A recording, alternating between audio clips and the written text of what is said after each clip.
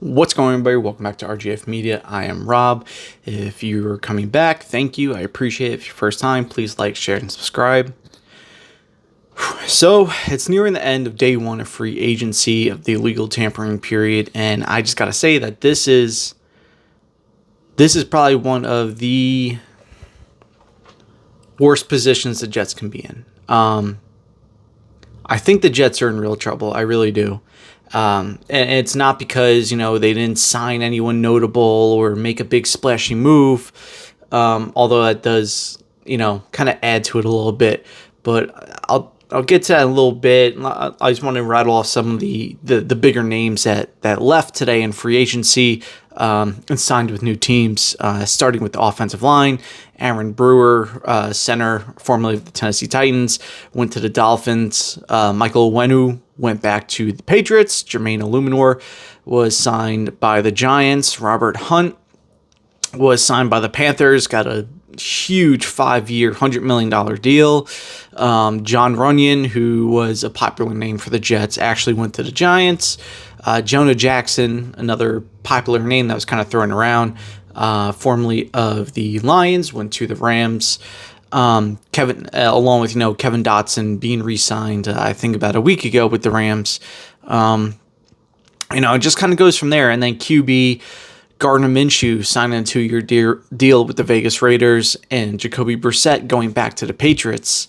And of course, the big stinger of the day, Bryce Huff leaving to go to the Philadelphia Eagles on a massive 3-year, $51 million deal. Now, like I was saying before, it's not because, the Jets haven't made a big splashy move, but it's because it's the position they're in. You look at the contracts these players are getting, and they are completely outpricing what the Jets can afford. I think one of the most frustrating things is, me personally, I've heard all offseason from content creators and analysts and experts that the Jets are going to clear all this money. They're going to have expected to have about 55 million, in some cases closer to $60 million in cap space, because they're going to release these players, trade these players, restructure these players, and they're going to have all this money. Well, a couple of the cuts happen. Turns out the Jets don't have all this money. And this is really an indictment on this management and Joe Douglas. Look, personally, I was a Joe Douglas fan for a few years there up until this last season. And now I'm starting to see that it's just kind of reverting back to just stuff that it doesn't make sense. Extending players, reorganizing contracts that don't need to be reorganized. They should just be let go. Guys like Carl Lawson, CJ Uzama, who now all these bad contracts it's time to pay the piper. Now it's coming back to haunt you and bite you in the ass, to where now you're really capturing. Right now, the Jets have more dead cap money than they do free cap money, and that is in no way, shape, or form any way to be successful in this league. It's because we've seen it for years, right? The Tenenbaum years, and the Idzik years, the McCagan years, all this dead cap money. And when Joe Douglas got here, got rid of that, and we're like, oh, thank God, finally, we're not going to be in cap hell for the rest of our lives. And here we are, a few short years later, where just these bad contracts and these bad signings and these bad restructures are coming back to bite them in the ass. And I think, me personally, that's why the Jets are in such a bad position. Because now you're going into a season that's win now with a 40-something-year-old quarterback who hasn't played in a year, had a down year the year before. Granted, he had a broken thumb, but, you couldn't be 100% certain he was going to return to form, because you had no idea if it was all because of the thumb, because if it was his thumb and, other issues or whatever the case may be. But anyway, he's coming back from the worst injury you can have in sports, or at least football, and that's a full Achilles rupture. Coming back from that with an O-line that needs 3 starters, a wide receiver playmaking group who needs at least two playmakers. You have a defensive line that, now that you lost Bryce Huff, now you need to add more pieces to that defensive line. You have a safety position group that's in flux right now. Chuck Clark is coming back, but he's coming back from an ACL injury. So you don't know how that's going to be. And really, you only have Tony Adams back there. Now, just talk about Jordan Whitehead come back, but that's a different story. So the point is, you have all these holes, and you don't have the assets to fill them because of the position that your management put you in. And now you're going into a year where you have to win, because if you have another bad year, if the Jets have another disappointing, underwhelming year, let's face it, Aaron Rodgers probably isn't coming back. He's not going to come back and say, well, third time's a charm, when for the past 2 years, the Jets haven't been able to get it right. So you're going all in, and you don't have the assets. Now what do you do? Now what do you do? You miss out on, these notable players, whether it's offensive line, receiver, whatever the case may be. Now you're missing out on these notable players. Now you're filling your roster back up with mid-tier, mediocre players, and then selling the fan base on, no, everything's fine. Just trust the process. Everything's going to be great. And now you're expecting different results from something you've been doing for the past 6 years.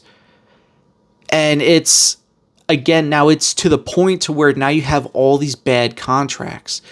And I'm sure people are going to point to and say, well, next year they're going to have all this money in free agency and all this other stuff. Okay, but then if you have 2 really bad years with Aaron Rodgers, who's going to want to come here?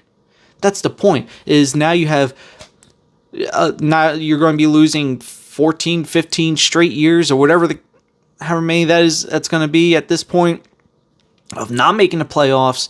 And 2 of those years, you had a Super Bowl caliber quarterback. The first year he gets hurt because you can't put an offensive line in front of him that can block. The second year, okay, maybe he's healthy, maybe he misses game or 2, whatever, but he's relatively healthy. But now you have this makeshift offensive line that you're trying to sell to the fan base and sell to Rodgers and everything else. So what do? You kind of panic. And I really feel like the big move for the New York Jets is going to be an older, injured offensive lineman like Tyron Smith, who, when on the field, is a Pro Bowl caliber tackle, one of the best in the league. But when you miss, 37 games or 40 games or whatever he's missed in 4 years, that doesn't bode very well. The statistics would say the odds are against you on that one, especially in a stadium on a field where players often have lower body injuries, and that's what Tyron Smith's had a lot in his career, lower body injuries. Or it's going to be someone like a David Bakhtiari on a cheap deal who hasn't really played in 3 years, and then that's going to be that's going to be the hope you're selling the fan base on. And in a year where this coaching staff and management, they're on the hot seat. They don't win, they're out of here. And you don't have the ability to go out and get what this team needs.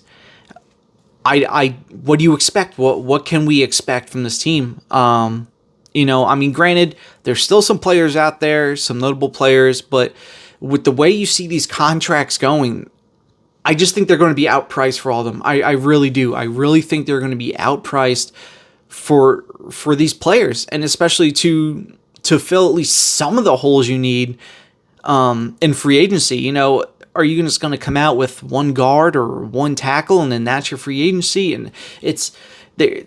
I just don't see how it's possible. I think you need at least 2 years with the way this team is currently structured right now, and the assets they have, not a lot of assets.